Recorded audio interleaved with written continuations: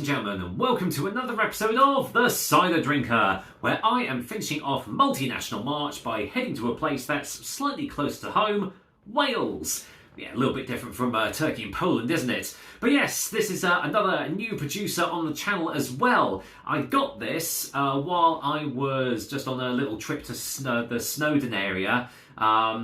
We stayed in a place near Llanberis. I never know the pronunciations of the Welsh places, so apologies for that. I'm probably going to butcher this name as well. But I got this from a local bottle shop. I got a couple of bottles of theirs, and from a couple of other Welsh producers as well. So for the first time on the channel, we have Pant Vineyard. It is a vineyard, not a cidery, but yes, we've got a bottle of their Rhubarb cider.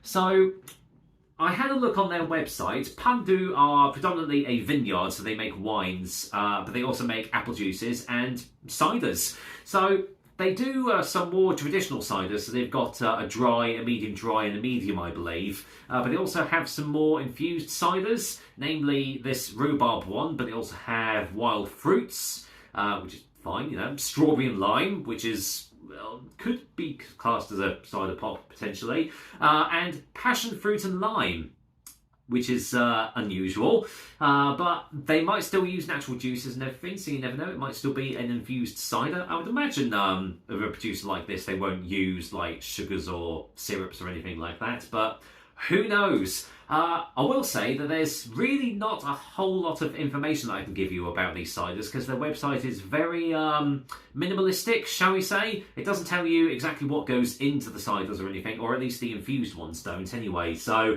this could literally have anything in it. It could have rhubarb custard sweets, it could have natural triangle rhubarb. I don't know, but there's one way of finding out, and that's to get it down my neck. So as you can see, 500ml bottles, and as with every fruit cider, infused cider, whatever you say, 4% ABV, you know, standard stuff. Righto, that's enough rambling on from me. Let's get that top off and just see what this is. Wow, ho, okay. I can smell that already. Wow, that is whoa, okay. Yeah, well that smells natural. Wow, zingy, tangy, sherbety. Ooh, okay. That smells good. I mean, it's hazy, as you can probably tell. So it's definitely got no filtering going on here. There we go, get that all poured out. Right, you rest over there. I mean, you can see it's a completely clear bottle. You know, there's no information on the back or anything. Blooming dirty glasses, honestly. Apologies for that.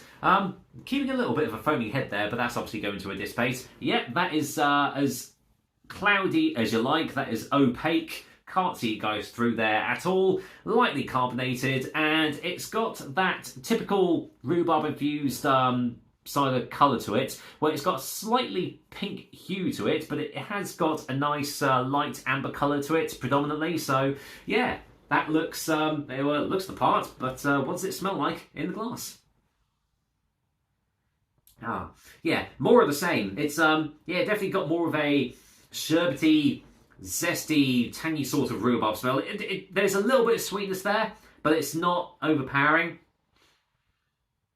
Yeah, that smells really inviting, actually. Yeah, smells like I'm just smelling fresh rhubarb, really. I'm tempted to say there's a subtle oakiness there, maybe a little bit of dryness from like a dry apple aroma. Okay, well, let's waste no more time. Let's see what this is like. Cheers, everyone. Yeah, first time, Pant. Let's see what you're made of. Cheers.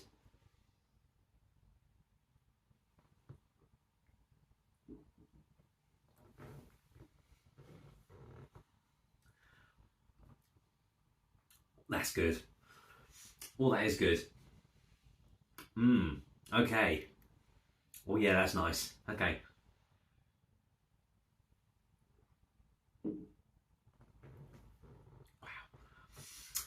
That's a perfectly balanced rhubarb infused cider right there. It's not too tangy, but it's not too sweet. It's just got that really nice balance to it. So initially it is quite sweet, but then the tanginess comes through, pushes all those rhubarb flavours around in your mouth. and it's lingering on in the finish as well. A little bit more sweeter on the finish, but it's not sickly sweet, it's not syrupy, it's nothing like that. It's really tasty.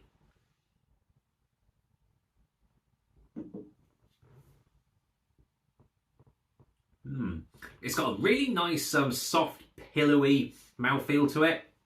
Just feels really, really smooth in the mouth, especially as it's going down your throat. Really nice texture to it. Yeah, that rhubarb flavour is lingering on into the finish. And yeah, just really nicely well balanced. There is a little bit of a tannic presence right on the back end as well, giving it a nice sort of light oaky, slight dry apple flavours going on, just right on the back end. So those the base cider is coming through on the taste, which is a sign of a very good infused cider in my opinion. So yeah, this is a very well done one, I must say. So let's waste no more time. Get a final taste before a final verdict.